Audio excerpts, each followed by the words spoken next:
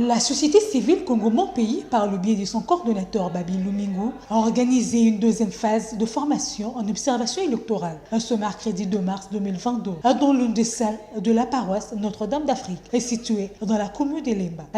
L'objectif majeur est celui de former les observateurs. Après cette formation, les apprenants doivent à leur tour être en mesure de former les autres, a dit Babi Lumingo. Les gens qu'on vient de former aujourd'hui, ce sont des formateurs.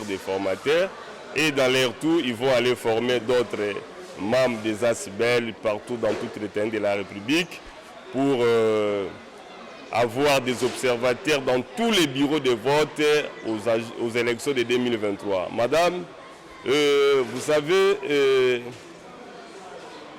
les ASBEL sont au centre de plusieurs contestation électorale. Thierry Bakabika, l'un des formateurs, explique le rôle que doit jouer un observateur dans un bureau de vote. Le rôle d'un observateur national durant le processus électoral. Il fallait montrer à l'assistance, à ceux qui étaient venus, quel est le rôle d'un observateur dans le processus électoral de 2023 qui commence déjà depuis la prise de fonction de M. Kadima, donc jusqu'à la publication du résultat définitif des élections. Donc, qu'est-ce qu'ils doivent faire, à quoi ils sont appelés, les équiper pour faire ce travail comme il se doit et leur montrer en quoi consiste ce travail qui consiste à observer tous les actes, tout ce qui se passe